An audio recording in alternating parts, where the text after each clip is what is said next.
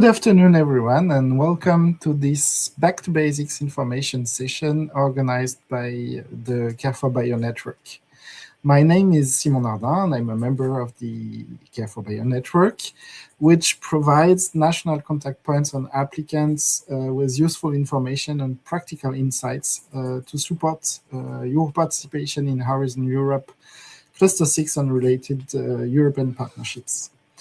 Through our information sessions, we aim to help you and help participants better understand the Horizon Europe ecosystem, whether they are new to the program or already preparing proposals.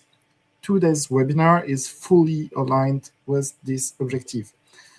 As the 2026 Cluster 6 deadlines are approaching, we thought it would be useful to take a step back and revisit some of the key principles of Horizon Europe. Even experienced applicants can benefit from refreshing the fundamentals, while newcomers will gain a solid understanding of how the program works and how proposals are evaluated. During this one-hour session, we will guide you through the core elements of the program, including, for example, the rationale behind Horizon Europe, the application process, and several key documents that every applicant should know. We will also explain how proposals are evaluated, how projects with identical scores are ranked, and how the annotated grant agreement can help you better understand the rules governing Horizon Europe projects. And finally, we will introduce the role of the Cluster 6 national contact points and the services we provide to support you and applicants throughout their European journey. Well, whether you are preparing your first proposal or simply looking to refresh your knowledge, we hope that this session will provide practical guidance and help you approach your next Horizon Europe application with greater confidence. Regarding the organization of today's webinar, please comments and questions can be submitted through the YouTube chat, so don't hesitate to ask your questions. We will answer them at the end of the presentation. We will, as I said, dedicate some time at the end to answer those questions. All the materials presented today will also be made available through our website after the event. And I think that's it from my side. And I will now give the floor to Maxime Dooms, who is the NCP coordinator for Cluster 6 in France. And he will take you through the fundamentals of Horizon Europe and share practical advice for navigating the program successfully. Thanks again for joining us, and please, Maxime, the floor is yours. Thank you very much, Simon, for this quick introduction. And now we'll go through the main elements as discussed. So it's called Back to Basics, and as Simon said, even if you are a very experienced applicant, or a newcomer, definitely I hope that you will find some new or information to update. So one point is that though we are here to talk about Horizon Europe, what you're mostly looking for is money. And you're looking, while being here, you're looking for European money. And basically, Horizon Europe is not the same thing as all European funding schemes. On the bubbles on the right, you have the Horizon, not the Horizon Europe budget, but you have the European budget. And Horizon Europe is only this, let's say, small bubble on the top that I've circled in yellow. So when you're talking about Horizon Europe, you're talking about that bubble, and you're not talking about everything else. And there are definitely some opportunities with Erasmus+, with the LIVE program, with, many other ones that perhaps are worth of your interest. But here, what we will talk about is Horizon Europe. So what is Horizon Europe? It's a framework program dedicated to research and innovation. And here is the structure of this program. On the left side, you have the defense funds is something very specific. We won't talk about it today. On the right side, you have the Euratom, which is dedicated to nuclear physics and science and innovation related to that.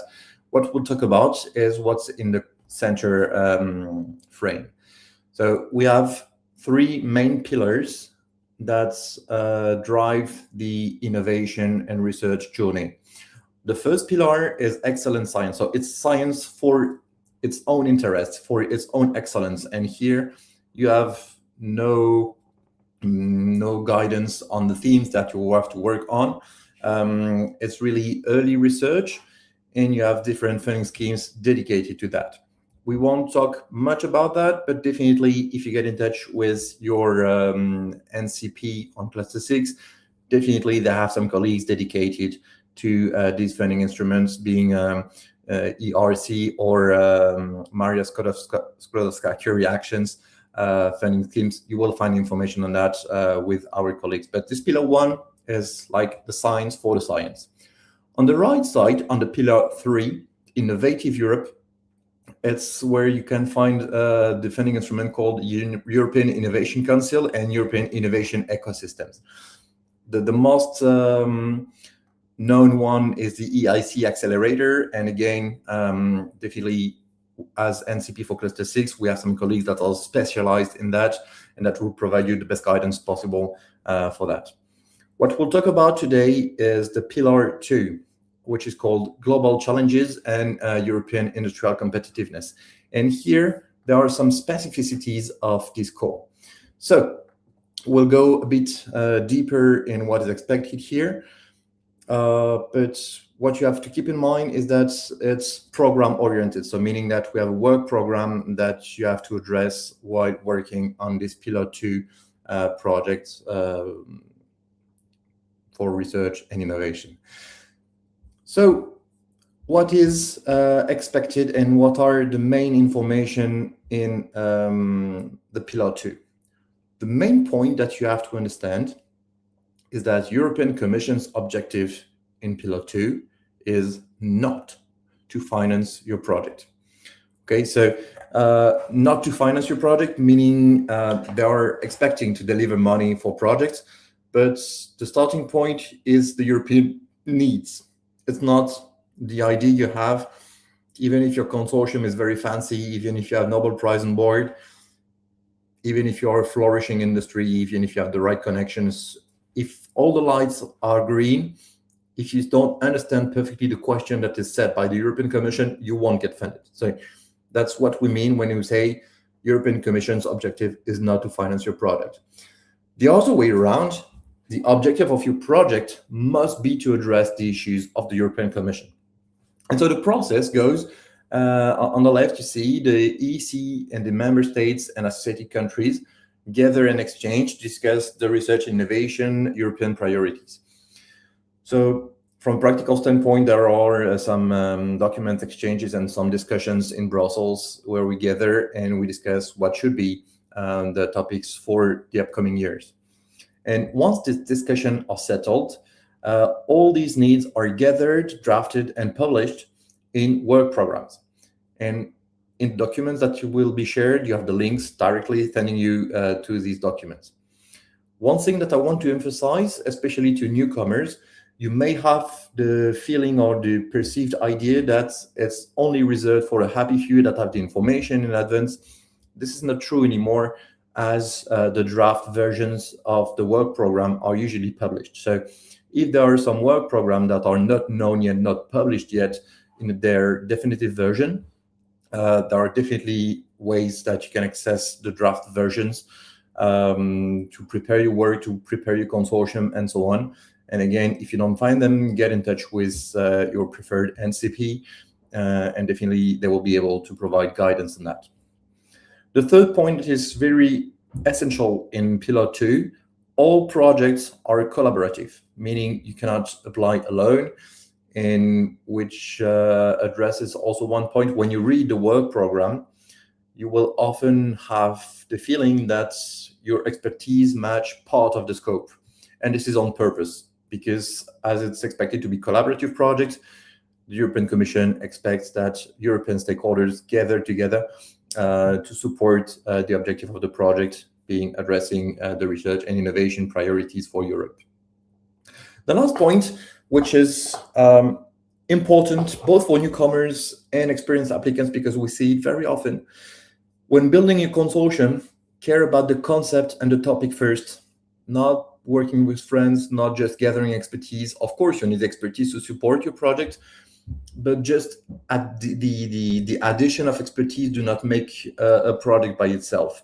Perhaps you're very good on omics, perhaps you're very good on decision-making processes for local governments, perhaps you're very good on any topic. It may fit the topic from the European Commission, but if you fail to put together in an understandable way to present it in the right way for the Commission, perhaps you won't have such a good project and you may fail in the process. So my advice would be, of course, you need expertise. Of course, working with friends is good. But the main thing is, are you addressing the topic? Are you addressing 100% of the topic? And are you providing a readable concept that is fully understandable? So in the evaluation report from the expert evaluators, you get the comment, the concept is sound, instead of the concept lacks to address this and that issue. This is a shortcoming. So again, work on your concept, and then in the second time, think, okay, who would be the right people to work on that? Next point is that in the work programs that you will find on the link that I shared below before, you will have different type of action. So here I put the three main ones. You have research and innovation action, and coordination and support action. Research and innovation action is for early research. We talk about TRL, technology readiness level, rather low, usually below 4 or 5.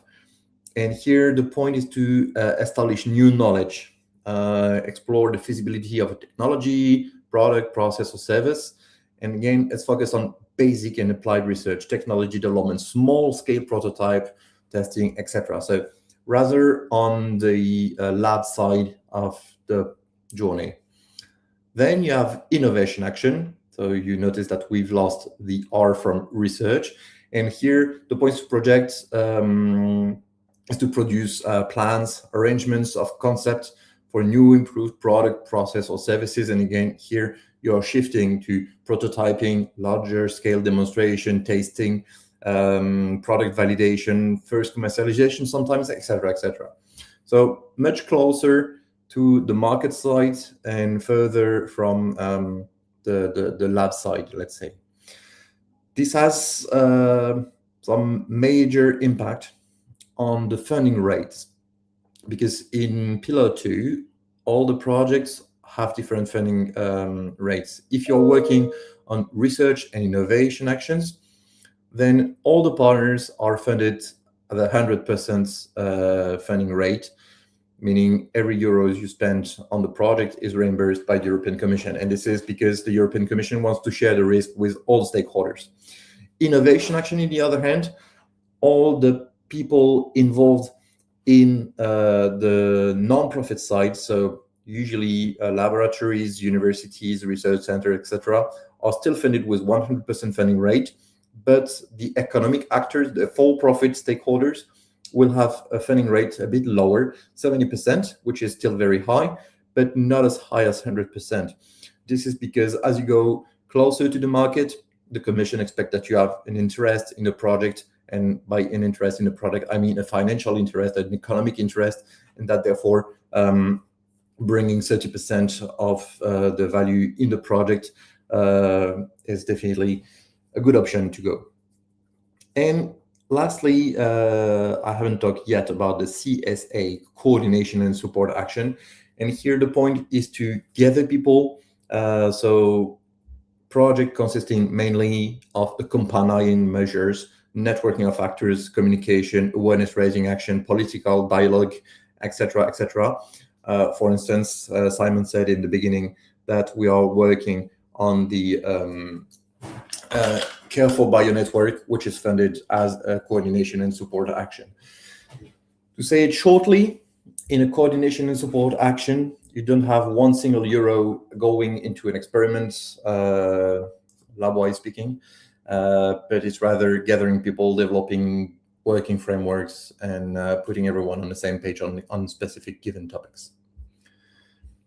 Okay, so now we have seen the main structure of Horizon Europe. We have seen what's expected in Pillar 2, how it works, the different steps leading to the publication of a work program.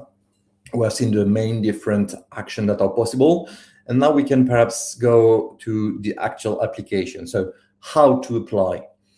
There are very basically two parts of it. So part A, part B. Part A is legal and financial information. This is online only. You go on the funding tenders, and again, you have a clickable link here that you can visit afterwards to check and familiarize yourself with the portal. And in this portal, you will create the project, you will download the writing templates. You will tell who is the consortium, what are the people involved in the consortium, give some administrative and financial information related to these participants. And that's it. So part A is, in my opinion, not the most appealing part of Horizon Europe application, but it's something that is rather straightforward. The platform may appear a bit hermetic when starting, but believe me, once you're on it, it's not that complicated. You can process it fairly easily. Then you have the part B, which is where most of your effort will go. This is we call it often the application document, the proposal, the project, call it what you want, but how it's called in the European Commission's vocabulary is the narrative part. So it's a PDF document that you upload, 40 pages usually, and that's one document for the consortium. So one document, everyone has access to the information that you have put in it, everyone has worked on it. And one thing that I really want to stress, I put it in bold, I put it in red, it's called the narrative part. It's not called the business part. It's not called the scientific part. It's not called the technical part. It's called the narrative part. So clearly speaking, what's the story that you bring in front of the call topic? I have a project from the call for proposal from the European Commission. They expect you to do this and this and that. And what do you propose in front of it? So really the narrative part of this document is really critical. How it's structured. You have always the same structure of documents, so excellence, impact, implementation. The text behind that, basically and very shortly, but it's still a good approximation. Excellence is how have you understood the question from the European Commission, and what do you bring as an answer for that, and how good you are to answer that. Impact is you project yourself around the end of the project, everything went very well, all the lights were green, and you're just telling the evaluators how your product will change the world.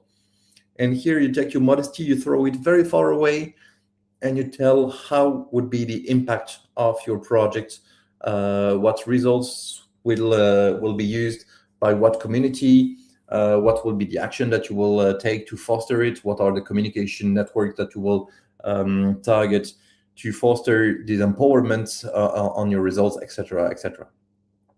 And then implementation. I used to say, when a proposal is well written, the implementation part should be boring. I mean, it should just be the logical part where you tell how you will deploy the project with the work packages, the tasks, the deliverables, the milestones, the risks, etc., etc. So it's like, the inside of the engine. And if the excellence and impact parts are well written, the implementation should just follow and be like, okay, they just have a great plan to deploy the project as I've understood it. How it's evaluated. So the documents are sent to a bunch of evaluators. They check the eligibility, of course, and once it's defined as eligible, they share the document with experts evaluators. You start with 5 on 5 on each section. So you start with 15 on 15. And every time that in a section you have something that is not clear, that does not perfectly address the scope of the expected outcomes of the activities that are foreseen in the proposal, etc., etc. Every time there is something not perfect, there is a shortcoming, a weakness, etc. So there is some specific vocabulary, but basically you can have some minor shortcomings that sometimes you don't lose points for that. But if there are several of them, you will definitely lose half a point. If you have some shortcomings, you will lose half a point. If you have some weakness, you have to lose like 1.5 points to 2 points.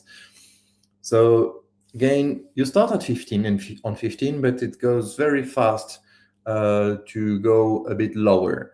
So when preparing your application, it's really important to ensure that everything is aligned with what's expected in the call, and that everything is clear, everything is argumented, everything is supported with indicators, everything is understandable, because it's an evaluation that is only based on the documents. You have no chance in the pillar 2, sorry, you have no chance to defend your product. I mean, if something is unclear and not well understood, this will result in a shortcoming, and period. There is no possibility for you to comment on that. So the document you send must be really straightforward, impactful, very understandable, and perfectly addressing the scope of the call. So how to do that? You have some documents to support you. The first one is actually the last link, which is Annotated Templates by Care4Bio. Within the project as NCP, we take the templates of application that are published by European Commission, and we put some comments and some annotation to drive the applicants and to support them, to explain, to clarify what's expected in each section. So even if you're a very experienced applicant, or if you're a newcomer, I think this is a very valuable resource, because it will tell you what is exactly expected. And if you're discovering, then you're going really in the right direction by using this link. And if you are very experienced, it's still good to have a look at that and update, because sometimes perhaps you have some preconceived ideas about what's expected because of your experience in previous projects, or perhaps in previous work programs in Horizon 2020 or in FP7, which are the previous versions of Horizon Europe for the previous years. But perhaps it's not that up to date, and checking what is exactly expected is a good point. The line above is the evaluation form and the evaluator's briefing. These two documents are critical. The evaluation form is the actual document that will be used by the expert evaluators to evaluate your proposal. And the evaluator's briefing is like the user's manual on how to evaluate a Pillar 2 proposal. And these documents are public. So perhaps in the audience, we have some people that are teachers, especially in the university. We have quite some applicants that used to teach, or that used to teach in the past. You have said 1,000 times to your students, once you reach the exam, please read the entirety of what is expected and then start writing. Just apply the same advice to yourself. Have a look at what is the evaluator's briefing, have a look at what is the evaluation form, and then consider your application, because otherwise you may put all the relevant effort, all the relevant expertise, but because you misread one part of the document, or because you think, okay, so that does not really apply to me, I won't write the line about that. But that's typically, we have this on gender dimension of research. Many projects think that they don't have an impact on the gender dimension. If it's true, then just write a line saying so. Because if you don't, there is one part in the evaluation form about this gender dimension in research. If there is nothing in it, then it's easy for the evaluator to say, there is nothing about that, this is a shortcoming. While if you say, okay, our research is about this and that does not much impact on gender dimension, if it's relevant, then you have answered the question. So again, really take the time to browse these resources, the evaluation form, the evaluator's briefing, and the annotated templates to drive you in there. So we've seen about the application, we've talked a bit about the evaluation. One thing that is important is the eligibility of your project. How do you compose your consortium to ensure that you're eligible? We'll also talk about what do you do if you have equal scores. So I mean, if two proposals get the same score in the end of the ranking process, and we'll also address some misconceptions that we often see as NCP in the people contacting us. So we'll go through that. First, the basic eligibility criterion. This is copy-pasted from the European Commission's documents. At least 3 independent partners from 3 different countries, including at least 1 in a member state and 2 in member states or associated countries. I will go through that. At least 3 independent partners, meaning you have at least 3 partners in your proposal. From experience, you have usually more than that. It's usually more about a dozen or 15 participant beneficiaries in a project, but at least 3. Independent, meaning that if you have Michelin, if you have Michelin France, if you have Michelin Italy, if you have Michelin Denmark, if you have Michelin Germany, this will count as one partner because these partners are not independent. Meaning if they have a governing or financial link, they are not considered independent anymore. So 3 independent partners from 3 different countries, that's pretty easy, including at least 1 member state. So it can be Italy, Spain, Germany, Portugal, whatever. You can find the list of these countries on the sites of the European Commission. You have to have at least 1 on board. And then the 2 other ones have to be either member states or associated countries. So if you have one consortium with France, Italy, and Switzerland, Switzerland being an associated country, it's an eligible consortium. If you have one consortium with Iceland, associated country, UK, associated country, Switzerland, associated country, and no member states, you're not eligible. So you have to check that you have at least 1 member state and at least 2 member states or associated countries. Other countries can be also part of the consortium. This is more trickier question, so I won't go much in details on that, but you have to make the difference between eligibility and financiability. So any country can be part of a consortium, but European Commission will give money to the member states, to the associated countries, and to some of the other countries, but not all of them. One personal advice that I really want to share with you is that if your consortium with only 3 countries, this is somehow a bit fragile, because if in the writing process a partner has to leave for any good or bad reason, then you go from 3 countries to 2 countries and you're not eligible anymore. So if this happens 2 weeks away from the deadline, it will be very, very, very hard, not to say impossible, for you to find one of the partner from another country to join the project and take the empty space. On the other hand, if you have more than, let's say, 4 countries, if one partner leaves and is the only one of its country, then you still have the 3 countries and you fulfill this eligibility criterion. So my advice would be go for at least 4 independent countries rather than 3, but the law says 3 countries is fine. Then going to what we do when we have proposal with equal score and the reserve list. So when you have equal scores, the differentiation, the ranking, the sub-ranking is done based on public criterion. And again, this link is clickable. The first one is the complementarity. So if you are funding one project addressing one issue, and you have two projects in the second position with equal scores, and one addresses mostly the same scope as the first project, probably it will be the other one that will be funded because you have technical complementarity on that.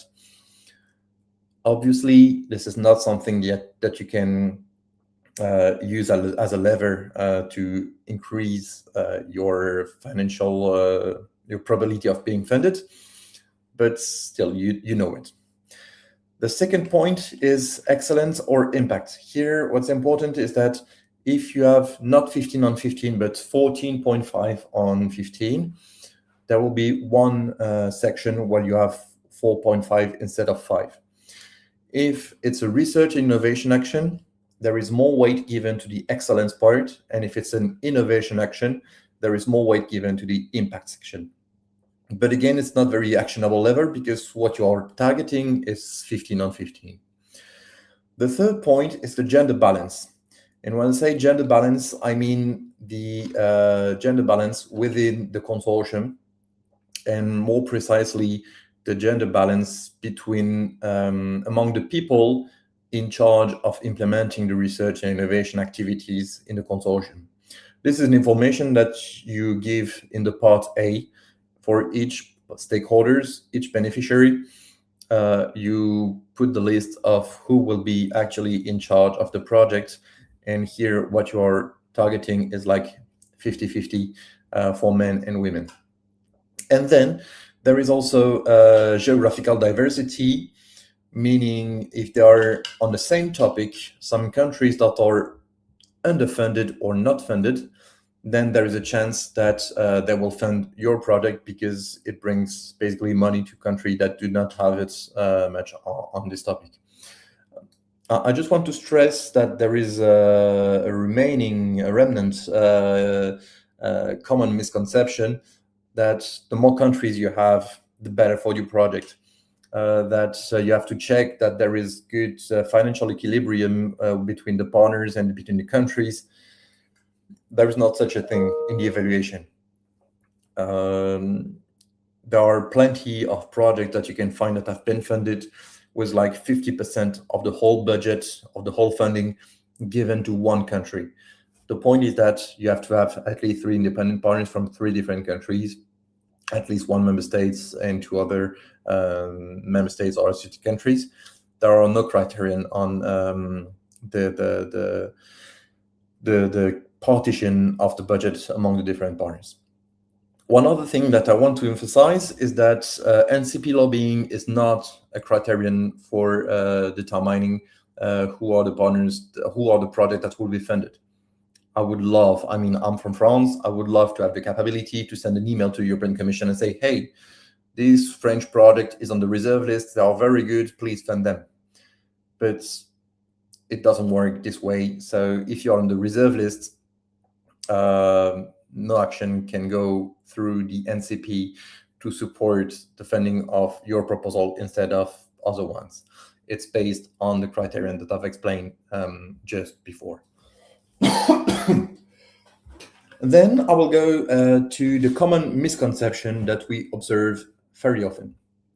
So having a good budget geographic balance is critical. I've just explained that. What matters is that you have the right people in the consortium to perfectly address what is expected in the topic. That's the point.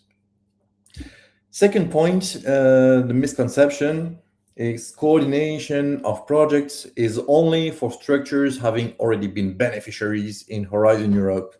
And we can go further than that. It's only for structure having already coordinated international projects or whatsoever. What matters again is, do your project and your team fits what is expected in the project goals? And if so, don't hesitate to apply if the topic fits your concept. An important point is that really you don't have to have strong support services to drive the application and so on. It's really you can apply if you are a newcomer. Of course, it will be a bit more work because you have to learn. You have to learn what are the rules, what are the good use, what are the expectations, and so on. And of course, if you have had some European projects before, of course, that's an advantage.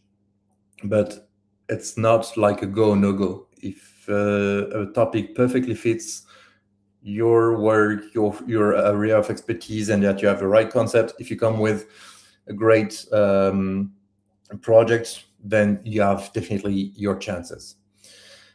Another misconception is that research and innovation project must be coordinated by university or lab, and that innovation action must be coordinated by your private partner. That's not the case. Of course, if you have an innovation action, we expect to have strong connection to the rightest part of the value chain and connection to the industry, but it can perfectly be coordinated by whatever partner. And the fourth misconception I have is the coordinator is liable for all beneficiaries' mistake. No. If you have one stakeholder in your consortium not behaving properly, not implementing the action properly, not following up the expenses and so on, it's on their behalf. Your role as a coordinator is like project management, ensure that you give the right direction, ensure that you bring up the information to the European Commission and so on. But if some mistakes are made by the partners, it's on their part. I take just one question from the chat. Evaluation criterion are public or scores are public? I do not catch it. Yeah, good question. Thank you. The evaluation criterion are public. So I've displayed it before. You can have access to the evaluation form, to the evaluator's briefing. This is public. But the scores are not, because if you apply, the information you share with the European Commission is confidential. No one can access it, just the evaluators and the people involved in the evaluation, meaning we as national contact points, we don't have access to the content of the proposal. This is confidential. After the evaluation, the European Commission shares what we call an ESR, Evaluation Summary Report, and they send it to the consortium, so to the coordinator and the beneficiaries associated with that. And so everyone in the consortium has access to this document, where it's a very short document, so usually it's like 2 to 3 pages. And for each section, it says, okay, excellence, you have 5 on 5. The concept is sound. The concept is solid, is well argumented, is perfectly aligned with the scope, and blah, blah, blah. Section 2, impact. The pathway to impact lacks of credibility because you don't provide enough indicators, and therefore this is a shortcoming, etc. And you get the mark of, like, let's say 4 on 5.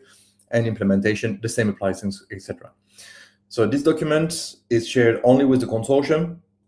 And there is a database that is not public, that is held by the European Commission, gathering all the evaluation summary report and all the criterion, but this is not public. So clearly speaking, if you're applying and you get like 0 on 15, no one beyond the consortium will know. So I hope that it clarifies the question. So to make it short, evaluation criterion are public. The scores are not public because the applications are not public. The only thing that goes public is if the project is funded, then there is a short resume of it and a short description of the consortium that is published on the European Commission's database, which is called CORDIS, CORDIS. And that's a good point to browse some information on European projects. You can find previous project being funded, and you can look for some specific keywords that will match your expertise, and so you know who is working on what. So that's something that I encourage you to browse. If there are no further questions, I will go to the next slide, which is about the indicative realistic timeline. So you start with the draft work program. So some documents that are public and that give you idea about what would be the next work program. Then there is one first milestone, which is the publication. Once you have the publication, the work program is official and won't change or hardly change. And then you can start working on your document. Then you have the opening date of the call. And from that day on, you can go on the funding and tenders portal of the European Commission and create your project, start working on your part A, fill in all the documents, the administrative and financial information and so on, and definitely work on your part B documents, the narrative part, so you put all the things together for your excellence impact implementation parts. And then you have the deadline. Of course, don't submit your project 1 hour before the deadline, because if you have some IT issues, if the European Commission has some IT issues, if whoever has some IT issues, it won't be the Commission's problem. They will say you had 3 months of working period to submit a document. You choose to submit in the last minute. It's not our fault. So please plan to submit your document at least in an advanced, not finished version, at least a few days or a week before the deadline. Important thing that once you have submitted, once you have uploaded the document in the platform, you can change it until you click on the submission button. So deadline is the day before, the day after which you cannot submit anything. So before that, make sure that your part A is complete, that your part B is finalized, and so on. Then you have a waiting period for you and intensive working period for the European Commission. The evaluation part, which is usually up to 4 to 5 months. And in the end, they come to you with an answer, which is either, well, sorry, the project is not good enough and won't be funded, or your project has been selected for funding, and this is an invitation for the GP phase called the grants preparation. In that phase, you have some technical and financial discussion with the people from the European Commission to fix some minor issues in the proposal, to clarify some points, to make some administrative and legal duties to complete your profile on the European Commission, etc. One thing that you have to keep in mind is that between the time you submit your documents, so the deadline and the starting of the project cannot be longer than 8 months. So keep that in mind. An interesting thing then starts, the project starts, and you have the RP1 and RP2 and RPX. It's the reporting period. Usually it's 18 months, but can be more, can be less, depending on the project needs. Important thing to keep in mind is that in Horizon Europe Cluster 2, Pillar 2, sorry, I will manage it.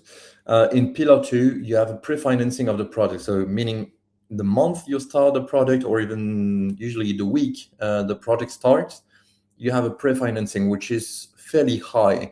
Usually it ranges between 40 and 60 or 70% of the total funding of the project. So basically you have some money to start the project, which is, I have to say, very comfortable. And then for each reporting period, depending on the advancement of your work and of your expenses, you will get some interim payments. Two important points to emphasize before moving to the last slide and answering some questions, if there are. The grant agreement and the consortium agreement. The grant agreement is a document signed between the Commission and the coordinator on behalf of the consortium. And the consortium agreement is an internal document of the consortium. The Commission will not have a look at what's inside this consortium agreement. They provide some guidance and provide some templates. But for them, what matters is that the consortium agreement is done before the project starts. So at this date, the project starts, a grant agreement must be done, and the consortium agreement must be signed. And then the project goes on. Eventually, some reference documents and some sources. So for the reference documents, if you want to have a look at the work program that I mentioned before, I have the link on the top left. You can click it, and you have the access path here. So work program and core documents 26-27 if you're looking for a program of the end of this year or next year. Sorry. And then Horizon Europe main work program 2006-2007. And then you get one link per cluster. So if you're interested in cluster 6, which I wish, you can access it. But if you're also interested in cluster 2 for social sciences or cluster 1 for health or whatever, you can go there. Also, here you will find general annexes that gives you clear information on the page limits, the eligibility criterion, the definition of the TRLs, technology readiness level. So again, something that I won't stress. If in the call there is some information saying, for instance, projects are expected to reach TRL 6 by the end of the project, have a look at what does TRL 6 means and use the same vocabulary as you find in the general annexes of the European Commission. Gender equity plan, award criteria that we just mentioned before. So have a look at that. You can also find here the templates, forms, and evaluation forms. That's where you find the most up-to-date documents. And if you're in a case where it's not clear yet, you think that leads to some interpretation regarding eligibility, for instance, of expenses, you can have this legal document, which is the ground layer of Horizon Europe. Everything is built on that. So if you have some question, you can browse these documents. If it's too complicated to understand, don't hesitate to get in touch with your NCP, because that's our daily job to navigate in this kind of documents. Now I will take one more question, and if you have some, don't hesitate to share it. In some calls, there is a possibility that several proposals will be funded, invited to grant agreement preparation.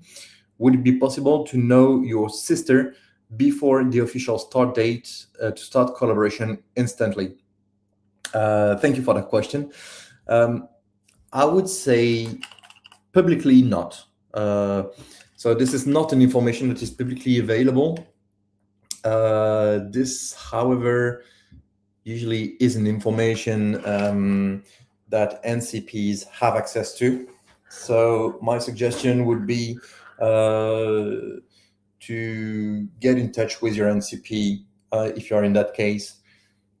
But I'm not sure this is an information that will be easily shared, because being invited to grant agreement preparation does not mean necessarily that you will get the funds. Of course, that's what's happened 99% of the time. But if not the case, it would be not a good thing to share information on that. So I would rather say discuss it on case-by-case basis. But the general answer would be no. The practical answer would be discuss it with your NCP as soon as you can. And if some synergies are possible and everyone is willing to share, then I see no reason not to go in that direction. But the quick answer is no, this is not a public answer, and you cannot know it before. Do we have some other questions? We just will give a bit of time for you to type it if needed. And I'm going to do some coffee in the meantime.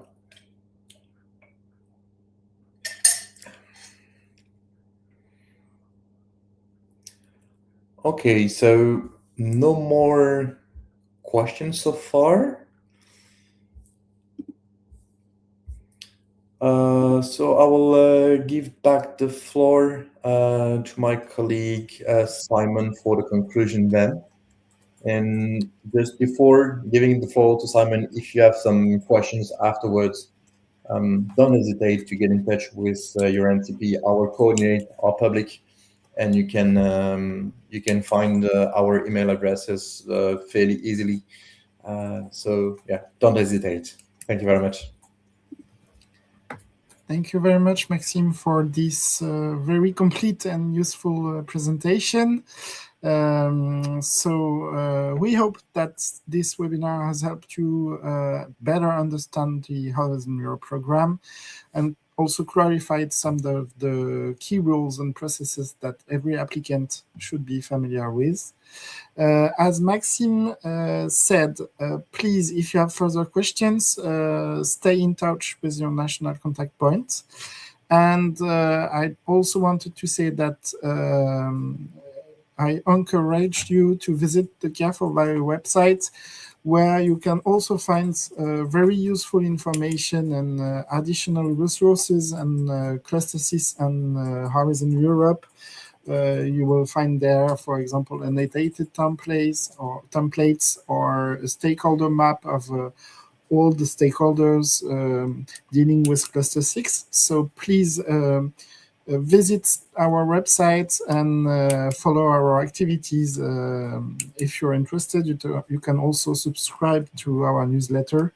So please don't hesitate. And well, that's the end of this webinar. Thank you once again for attending this event, and we wish you very successful proposals and success with your future Horizon Europe proposals. Thank you very much again.